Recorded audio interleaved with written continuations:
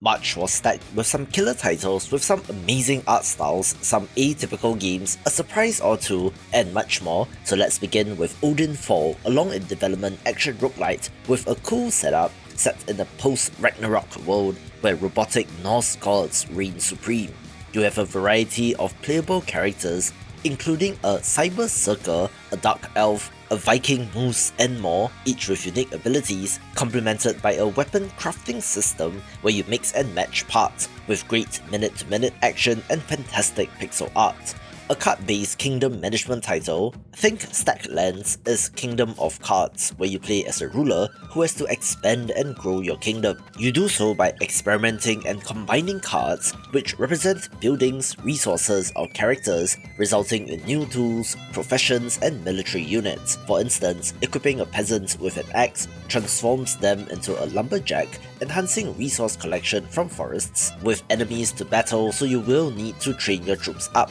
but at the same time, manage the kingdom through constructing and utilization of various buildings like the Academy and Congress Guild, giving you new ways to combine cards or to interact with the world and will be for strategy game fans. This video is brought to you by Chains of Freedom from developer Nordhold, a thrilling high-stakes turn-based tactics title set in a fictional, dystopian, post-apocalyptic Eastern European country, but with a twist. You play as the commander of an elite military squad thrust into a web of conspiracies involving a rogue scientist and mind control serums, set against the backdrop of the government teetering on the edge of collapse, and explore locations such as fortified military bases and grimy, abandoned urban landscapes. The focus is on turn-based combat as you utilize each individual character's unique abilities to decimate your opponents. Equip your squad with an array of weapons which are not just limited to regular guns, but also meat hooks, axes, and flamethrowers, with the aforementioned twist being that there is a touch of the supernatural in this, since you are using biocrystals to further augment your soldiers. In addition to combat, you do have to scavenge for ammunition, healing kits, and Molotov cocktails, which will be essential when combating enemies, both human and not. This is available right now on PC via Steam, the Epic Games Store and GOG, PS5, Xbox Series X and PS4, so buy it on your platform of choice if interested. We also had the 1.0 release of Schism, a neat action roguelite that is older school in design, without the stat-based meta progression system in between runs, but where unlocked items go into the item pool and will have a chance of appearing the next time around. Set in a post-apocalyptic world, you play as a prisoner sent to retrieve a powerful artifact known as the Schismatic Engine, diving into a literal mountain of trash in order to find it, but where it plays out in distinct rooms or arenas binding of Isaac's style. The main combat gimmick is frequency switching, inspired by the shoot-'em-up classic Ikaruga, where you're able to swap polarities to become completely immune to either red or blue projectiles depending on your state, which does result in rather intense combat. There are over 60 weapons and 40 mods, which means plenty of combat variety, and in old school roguelike fashion, you can worship any one of 26 gods, each offering unique effects and boons which can drastically affect a run, compounded with over 230 relics which synergize in complex ways, and truly is an underrated hidden gem worth a play. Sequels can be hit or miss depending on how far they stray away from the original that made people love the game in the first place, where I'm happy to report that Dark Deity 2 is pretty good, a turn-based tactics title which is technically a direct sequel set 25 years after the events of the original. It has a classic Warring Kingdoms backdrop, where a neighbouring kingdom is invading your land and you have to defend yourself, using 20 would-be heroes to do battle. This is classic turn-based tactics goodness, where the developers did streamline and improve upon the original, removing some overly complicated systems, resulting in a pretty smooth but still strategic combat. Each character can progress through a branching class system, offering a variety of abilities and roles to suit different playstyles, having a bit of a Final Fantasy Tactics vibe, which is always a good thing. The narrative unfolds through a series of choices that influences alliances and outcomes, providing a dynamic storyline that responds to your decisions with some good voice acting as well and is for fans of the genre. Similarly, the original Wreckfest from 2018 was a smash hit, and the developers looked to build upon that foundation with Wreckfest 2, a demolition derby style racing game running on a revamped physics engine that heightens the impact of every crash and flip. You compete across chaotic demolition tracks where aggressive driving is necessary if you want to win. The physics deformation system is impressive as parts get dented or come off altogether, which affects the performance of the car, which you need to consider if you are in the race for the long haul. Interestingly, this is an early access release, so not all of the modes and features are in, launching with just racing, derby, and multiplayer modes, but is otherwise limited, such as with the conspicuous absence of their single-player career mode, which will come at a later date. Still, it's a fantastic first step with a long way to go, but if the original is anything to go by, this should end up being pretty good. Do No Harm is a narrative simulation title in which you play as a village doctor in the 19th century in a remote and isolated village, tasked with diagnosing and treating patients using a blend of archaic medical practices and arcane knowledge. Utilize tools like stethoscopes and magnifiers to identify symptoms and consult your book of medicine for treatment options, having to then administer the remedies, where messing up here can really lead to disastrous consequences for your patients. And treatment outcomes will affect your reputation and how the villagers perceive you. To make matters worse, Lovecraftian anomalies exist in this world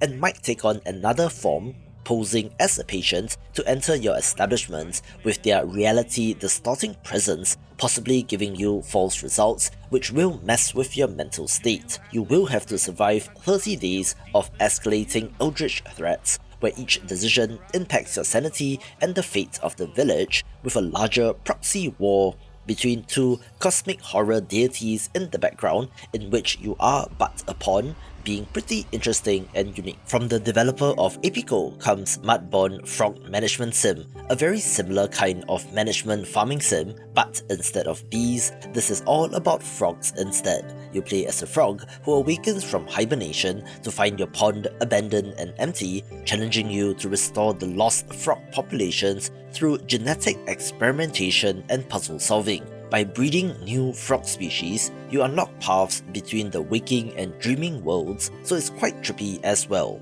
There are crafting mini-games as well as activities like eating bugs and doing frog stuff, with secrets to uncover, machines to repair, and puzzles to solve, looking pretty chill. And to top it all off, a portion of the revenue from this game will be donated towards amphibian, wetlands, and environmental charities, reflecting the game's commitment to real-world conservation efforts. This developer makes very weird and quirky titles that somehow go oddly viral, with Ambidextro being another such example, in which you play as a royal wizard that has been split in two in order to be able to rescue both the prince and princess simultaneously from the witch. This is a 2D platformer, but where you are controlling two characters at once, one with each hand, across 100 increasingly difficult single-screen levels. Each stage requires precise coordination and timing as you navigate hazards and puzzles to reunite your halves before the time expires. Looking like a left brain, right brain training kind of game, but as a platformer. The retro 8-bit aesthetic is rather minimalist, but does come with a CRT filter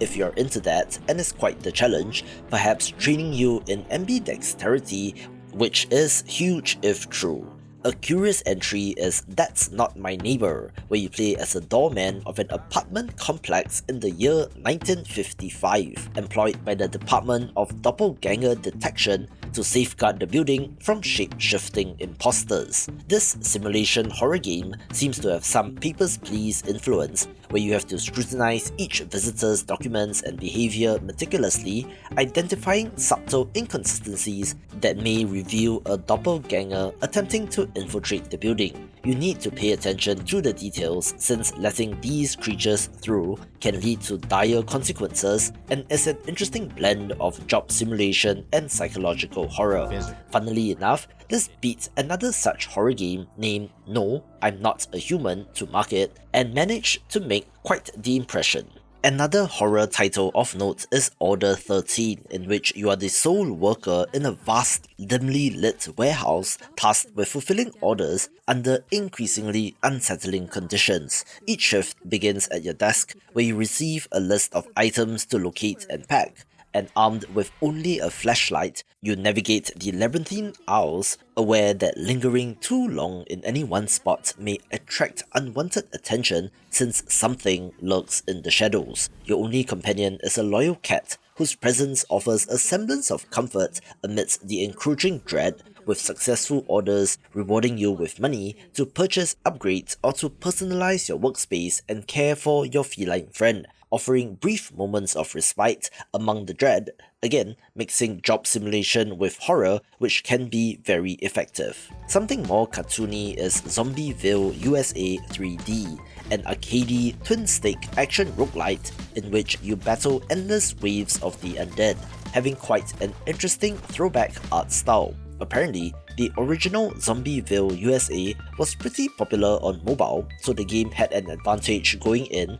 but even if you have not played the originals, there's plenty of fun to be had here. Wield an arsenal of 39 weapons, including machine guns, chainsaws, and flamethrowers, each with unique traits and behaviors, along with 28 perks to tailor your playstyle, whether you prefer melee combat, explosives, or other strategies, ensuring that every run remains unpredictable. The difficulty scales infinitely, challenging you to survive for as long as possible before getting overrun, with it having a high score chase kind of main objective, which is old school in that arcade fashion. The sequel to Fights in Tight Spaces is named Nights in Tight Spaces and was rightfully hyped due to the quality of the first game, but there are some issues with this game, including complaints of it feeling like an early access release despite not being one. Like the previous title, this is a turn-based tactics roguelite, but instead of controlling a single secret agent-like character, you instead command a party of medieval warriors, utilizing a deck of over 300 cards to execute strategic maneuvers to take out your enemies. Each character class, such as rogue, cleric, or archer, brings unique and complementary abilities and cards, synergizing with each other, which can result in beautiful combos. Positioning does matter since there are environmental interactions, but tuning is required for the CPU opponents since they are a little too smart and avoid standing in places where they can get kicked out the window, which is one of the most satisfying things in the game but does not occur frequently enough. This might be a case where more is less, since more characters and their associated cards increases the complexity of the game, which can be a good thing but leaves more to be desired here. So it's good right now, with the developer taking all feedback into account, with more updates and balancing changes to come, so we'll see where this finally lands. I wasn't quite sure how ANEURISM 4 would be received, since this is a multiplayer immersive sim RPG for lack of a better description, set in a decaying metropolis where every choice shapes the city's fate, where people do seem to like it, but as with most multiplayer indie games, player population will be largest near launch and around big updates, so if interested, get in on this while you can. As a spectral entity on the brink of corporeal form, you select a role, be it the labouring prole or an affluent banker, and align with factions like the Cortex to stabilize the city, or join the scumbags and zealots to propagate the rot, a malevolent force that visibly alters the environment as it spreads. Alternatively, you can remain neutral, engaging in daily tasks such as factory work or exploration of this dystopian city, all while other players are exploring and prodding at this simulation as well. There are survival mechanics like hunger and sanity to manage, and is a sandbox in nature, with Steam reviewers referring to Dark RP, which is a roleplay game mode for Gary's mod, making this quite the weird, interesting thing where I can just see the YouTube videos now of video essay style YouTubers discovering this game a few years down the line. I love Diablo 1, so Tower of Kalemonvo was of interest to me, a throwback action RPG that features more deliberate combat as compared to the intense spam the entire screen with special effects style ARPGs of the modern age. You are ascending the titular tower filled with cultists and monstrous adversaries, with each level being procedurally generated with new hazards and enemies to discover in every playthrough. There's a classless character customization system, allowing you to shape your hero however you want to, where any piece of equipment can be used by any character, provided you have the stats for it. Loot and equipment is central to a game like this, and there is quite the variety, with powerful spells and abilities as well, which you can use to destroy your enemies. Also, there is no town to portal back to, so there's no respite from the oppressive atmosphere, where you instead have to rely solely on the resources found within the tower of what to keep and what to discard as you make your way through, and it's certainly worth a play. On paper, one of the most successful games of the month is Sultan's Game, a narrative strategy card-based title inspired by 1001 Nights, but interestingly was made by a Chinese developer. You are one of the ministers in the court of the Sultan, where your own survival hinges on appealing the capricious monarch through a series of morally fraught challenges. Each week, you draw a card from Carnality, Extravagance, Conquest, or Bloodshed, where the Sultan demands completion of said task within 7 days, lest you face execution. You then have to navigate a web of deceit, manipulation, and sacrifice, often at the expense of your own humanity due to the choices you will have to make. You need to allocate resources, manage relationships with other characters, and make decisions that ripple through the court's intricate hierarchy, and as you get deeper into the game, opportunities arise to subvert the Sultan's rule, forging clandestine alliances, or even to summon dark forces to alter the realm's destiny, being deeply strategic with a sick art style. One of the most interesting releases is Psycho Patrol R, of note since it is from the developer of Cruelty Squad and has that same kind of art style that is an assault on the eyes. But despite visual similarities, this is a very different kind of game. The battlefield of the 21st century is the human brain, so you play as a rookie officer in the European Federal Police's experimental Psycho Patrol unit, taking on the role of a V-Stalker pilot tasked with counter-psycho hazard operations and neural meltdown prevention. This is more immersive sim in nature, where you have multiple ways to tackle different situations, but are very mortal outside of your mech, so despite the more FPS looking interface of the game, this is not a power fantasy in which you are slaughtering enemies by the dozens. It is an open, non-linear world with diverse objectives, with the detective mysteries being the more curious part, covering themes of globalization, information collapse, and law enforcement hypocrisy, which might be poking fun at modern society. Still, it is in early access, and with visuals like this, it's difficult to tell what is a bug and what is intentional, and it did launch at $40 as well, so all things considered, it is quite the success and a curiosity for sure. We also had the 1.0 release of Cataclismo, a real-time strategy defense game where you are tasked with building and defending strongholds in a world shrouded by a deadly magical mist. You are venturing out into the mist to reclaim land that was once yours,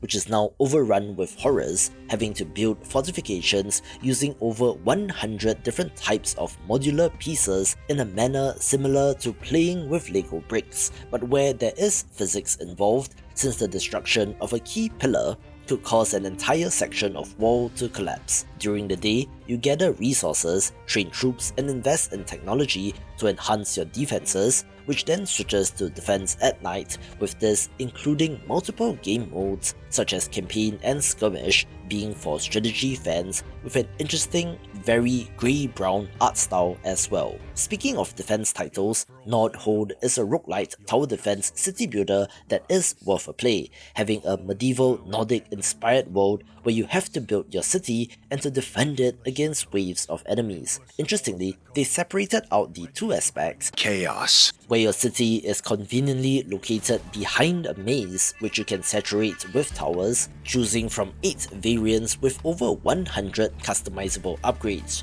Strategic depth is enhanced through a variety of buildings, hero choices, and relics that offer diverse bonuses and synergies, with the Oracle offering dynamic challenges and rewards, such as choosing between stronger enemy waves for higher rewards or cheaper tower construction. There's also a meta progression system, so you get stronger for subsequent runs, and thus have a global leaderboard aspect for that high score chase, and it's a must play for tower defense fans. A fun and chaotic third-person action title is Secret Agent Wizard Boy and the International Crime Syndicate, where you go undercover as a young wizard infiltrating a prestigious magical academy to dismantle a nefarious criminal organization led by the malevolent headmaster Grumble Mort. It is a sandbox adventure which blends spellcasting with espionage, offering a physics-driven environment where creativity and chaos go hand in hand. Use a diverse array of spells such as levitation or duplication, along with conventional weapons like landmines to achieve your objectives, giving you multiple ways to deal with hostiles. Do note that it is in early access with about 1 to 2 hours of content, so it's small at the moment, but it's the first commercial product that all three Szymanski brothers are working on together, best known for Dusk and My Friendly Neighborhood, among other notable titles, with the content plan for this game being similar, with large, chunky updates which will expand the play area and story, but is a great first step. Interestingly, the flow of Vampire Survivors-like Bullet Heaven titles has slowed down, which is a good thing, since I don't get spammed with as many of them these days, with the subgenre evolving and maturing as a space as well, since we have OGs like Rogue Genesia releasing out of early access. Like its inspiration, the game swarms you with thousands of enemies, but equally, you will have the firepower to fight back, having a variety of builds to experiment with, but with cards, equipment, passive upgrades and artifacts for added variety. Structurally, there is a node-based map to progress through, similar to Slay the Spire or Peglin, having a larger journey which you can go on instead of teleporting into random stages. Interestingly, there are also boss fights in this game against giant monsters in their own arenas, and thus feel like an epic combat title and goes up there among the greats in the space. There was a significant amount of hype behind Wonder Stop, since the creator of The Beginner's Guide and The Stanley Parable is part of the team that made this game, but it is quite different as compared to those titles, being a narrative adventure life sim all about a cozy tea shop. Our protagonist, Elta, is a once celebrated warrior now grappling with burnout and loss of purpose. After collapsing in a mystical forest, she finds herself at a quaint tea shop run by the affable Borrow, who offers her a chance at healing through the simple rituals of tea making and tending to the land. You engage in activities like nurturing a garden, harvesting ingredients, brewing personalized teas for a variety of visitors through the use of a very intricate machine, with each task designed to be unhurried and forgiving, allowing you to immerse yourself in the process without the pressure of optimization or failure. In a way, this can be seen as a mindfulness practice, mirroring the real-life tea-making process common in East Asian traditions, which might sound woo-woo, but it's something that I've come to appreciate as I've gotten older. Your customers have their own stories and struggles as well, so you need to get to know them, and it will touch upon themes of rest, recovery, and the redefinition of success, and is sorely needed in today's fast-paced world. Surprise dropping a game is a strategy that I would not recommend for most indie developers, where Look Outside is an outlier in this case, given that they had the marketing machine of Devolver Digital behind this title. It's a survival horror RPG in which you are trapped in an apartment building where a mysterious phenomenon transforms anyone who gazes outside into grotesque monsters. You must navigate this surreal environment, scavenging for supplies, crafting weapons, and interacting with both hostile and friendly entities in the apartment complex, having turn-based combat at its core, but like Fear and Hunger, that is not really the focus of the game. Rather, it is definitely more survival horror, where figuring out what is going on is the main narrative hook, with some of the most amazing horror monster designs in pixel art that I have seen, and is certainly a title of note. One of my most anticipated games of the year was Metal Bringer, an action roguelite with deep customization and relentless combat, being the follow-up to Samurai Bringer, with both seeming to have Dynasty Warriors influence but as a roguelite. In this follow-up, you control android soldiers known as Labor and pilot colossal mechs called arms, using the combination of the two to explore the post-apocalyptic world where humanity has taken refuge underground.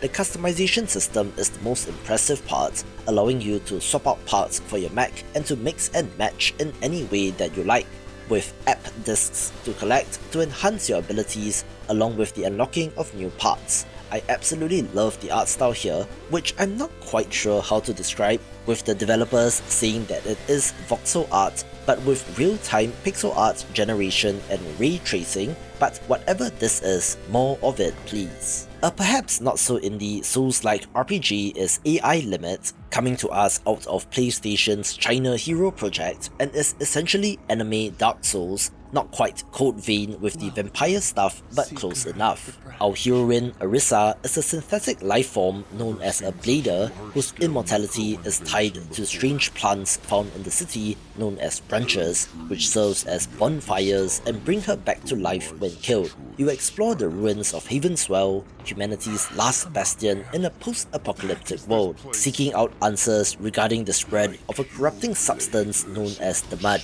Interestingly, while combat is deliberate and requires you to parry enemy attacks in addition to dodging and blocking, there is no traditional stamina meter here, instead having a sync gauge which increases when you hit enemies and decreases when you get hit, with powerful spells and attacks only being usable when the gauge is high, resulting in a more Bloodborne style aggression required. It has a nice variety of weapons as well, including a rail gun, as well as a decently designed interconnected map with crisscrossing shortcuts and areas with sweet art and multiple endings as well, and is a great entry in this space. The indie RPG exists in an interesting space of games which are not like Zelda and not like a JRPG, instead existing somewhere in the middle of that, most notably with Undertale, with another such title of interest being Everhood 2, self-describing as an action RPG with rhythm elements unfolding on a 5-lane battlefield where you are moving, dodging, or absorbing sequences of the same colored attacks in order to build powerful combos, rewarding precision and timing, also having 100 unique tracks made for the game. It's a trippy psychedelic world as you are accompanied by a mysterious celestial raven on your quest to defeat the formidable Mind Dragon and to recover your voice, with a very interesting world filled with all sorts of quirky characters, just having so much personality and is so indie games. Watch this video for more upcoming RPGs.